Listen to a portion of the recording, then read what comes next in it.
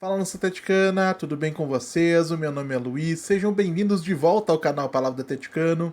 E no vídeo deste domingo nós vamos analisar o empate em 1-1 entre Maringá e Atlético Paranaense. Então fiquem comigo que logo depois da vinheta a gente volta para falar tudo sobre esse confronto.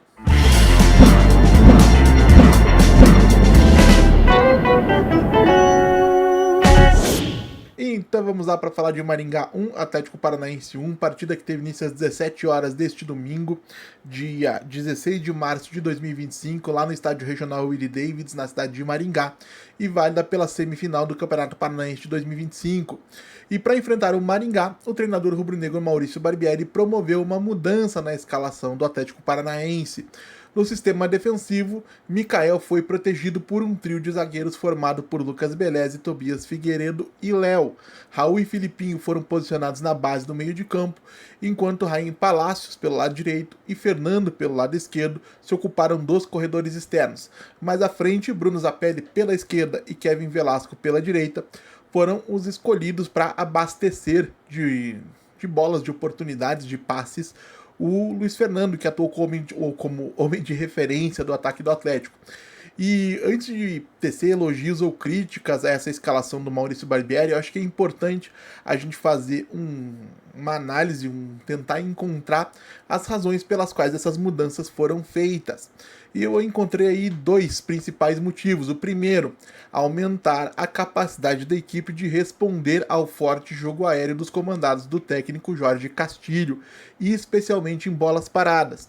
E segundo, atacar em transições velozes com Kevin Velasco e Luiz Fernando, principalmente, evitando o risco de precisar dominar o Maringá no Willie Davids com um gramado absolutamente impróprio para a prática do futebol. E funcionou? Em parte, gente, porque o Atlético conseguiu sim reduzir a influência do jogo aéreo do Maringá, e embora tenha sofrido o gol de abertura do placar em um cabeceio do centroavante Maranhão. Porém, os avanços constantes de Rainha Palácios acabaram expondo um Lucas Beleze que não foi capaz de bloquear os avanços de Negueba pelo lado esquerdo da defesa pelo lado direito da defesa do Atlético, lado esquerdo do ataque do Maringá. Além disso, o posicionamento escolhido para Bruno Zapelli, aberto pelo lado esquerdo, como se fosse um ponta, colocou o Atlético em desvantagem numérica no meio de campo e dificultou a construção das jogadas ofensivas, seja em transições, seja de maneira mais articulada. Porém, o Maringá acabou não cedendo muitos espaços, não permitindo muitas transições velozes do Atlético, que era o que o Maurício Barbieri gostaria que acontecesse. E aí, por conta disso, se estabeleceu uma dinâmica de um jogo muito físico, de muito enfrentamento, muitos lançamentos e muitos cruzamentos de lado a lado. E nesse cenário, o Maringá foi quem abriu o placar aos 12 minutos do primeiro tempo, com o Maranhão aproveitando uma bola desviada pela defesa rubro-negra. E o Atlético acabou empatando 12 minutos depois com o Tobias Figueiredo, completando de cabeça um bom cruzamento do Bruno Zapelli em cobrança de falta. Então, gente, no primeiro tempo, a gente viu um jogo muito equilibrado. E no segundo tempo, a dinâmica não foi lá muito diferente. O Bruno Zapelli, o Kevin Velasco e o Luiz Fernando acabaram cedendo seus lugares ao longo da segunda etapa para Isaac Teves e Matheus Babi, reforçando essa tentativa do Maurício Barbieri de potencializar as transições ofensivas do Atlético, de acelerar nos contra-ataques quando possível. Porém, foram poucas as ocasiões em que a defesa do Maringá permitiu que o Atlético atacasse em igualdade ou em superioridade numérica em relação aos defensores, o que acabou dificultando a tarefa desses jogadores. Mais tarde, Fernando e Filipinho também deixaram o gramado para as entradas de Patrick, que pela primeira vez atuou como lateral esquerdo, uma função que ele já fez em outros momentos da carreira e onde ele pode ser uma opção para circunstâncias específicas para o Atlético. E também do Falcão, na base do meio de campo, como homem de defesa. Ali, nesse momento, a intenção já era realmente preservar um resultado que foi construído no primeiro tempo, né, um empate em 1-1, que por mais que não seja a vitória que o torcedor sonha numa partida como essa, era um resultado que garantia ao Atlético a possibilidade de decidir em igualdade de condições a vaga dentro da Liga Arena, num gramado mais favorável para um elenco que tecnicamente é mais competente do que o elenco da boa equipe do Maringá.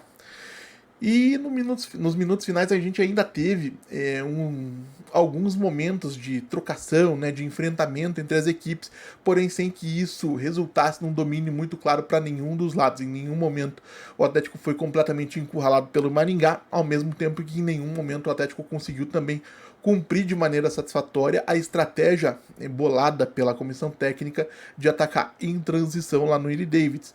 Então, gente, o que a gente percebeu, na minha visão pelo menos, é um Atlético que se adaptou, por mais que não tenha sido brilhante, inclusive passou longe disso, as condições ruins em que a partida seria disputada, especialmente o gramado do Willie Davids, que sofreu com uma praga aí que não foi possível ser combatida, segundo as informações que nós tivemos, para trazer um resultado que é relativamente positivo. E não nos esqueçamos que o Maringá do Jorge Castilho é uma equipe bastante competitiva e muito bem treinada, tá? E que tem a seu favor o fato de contar com o trabalho de uma comissão técnica que já trabalha no clube há muito tempo. Somente o Abel Ferreira e o Juan Pablo Vojvoda, no Palmeiras e no Fortaleza, respectivamente, têm mais tempo de trabalho nos seus respectivos clubes do que o Jorge Castilho no Maringá. E não é por acaso, né, não é sem motivo, que o Maringá avançou 2 fases na Copa do Brasil, sendo que na primeira delas eliminou o Juventude, que é um clube de Série A de Campeonato Brasileiro, e que fez uma campanha bastante respeitável no Campeonato Gaúcho. Então, em nenhum momento eu esperava uma vitória fácil, um Atlético extremamente dominante contra o Maringá lá dentro do Willie Davids. Agora, diante de tudo isso, acabou sendo uma atuação que deu para o gasto, foi o suficiente e que poderia inclusive ter terminado com uma vitória, talvez até pela contagem mínima, mas uma vitória, não fosse o pênalti solenemente ignorado, né, um pênalti escandaloso solenemente ignorado pela equipe de arbitragem do péssimo árbitro Luiz Alexander Fernandes e do também igualmente péssimo árbitro auxiliar de vídeo Adriano Milkowski, que tem histórico de decisões horrorosas aí ao longo da sua carreira, que não enxergaram ou não quiseram enxergar um toque de mão indiscutível do defensor do Maringá no segundo tempo. Então, gente, num geral, um resultado que valeu, uma atuação que foi suficiente, não foi nem motivo de grandes comemorações, também não acho que seja motivo de grandes preocupações pelas circunstâncias, mas na próxima quarta-feira, dentro da Liga Arena, com um gramado mais próprio para uma equipe técnica poder exercer o seu futebol, eu espero o Atlético jogando melhor e garantindo a vaga na decisão diante desse mesmo Maringá. E vocês, o que acharam do jogo de hoje? Não deixem de dar a opinião de vocês aí nos comentários sobre quem foi bem, quem foi mal e por quê. O que vocês acharam da estratégia do Maurício Barbieri. E se você está chegando agora, eu vou pedir que você deixe seu like, se inscreva no canal Palavra do Atleticano, compartilhe conteúdo em redes sociais. E se você conhece, gosta e quer apoiar o meu trabalho aqui no YouTube, fica o convite para que você conheça o clube de membros do canal, onde por uma quantia mensal simbólica de R$ 4,99 você tem acesso a benefícios e conteúdos exclusivos. Então é isso, gente. A gente volta a fazer da Atlético Paranaense amanhã aqui no canal Palavra do Atleticano. Muito obrigado mais uma vez pela atenção de todos e até a próxima.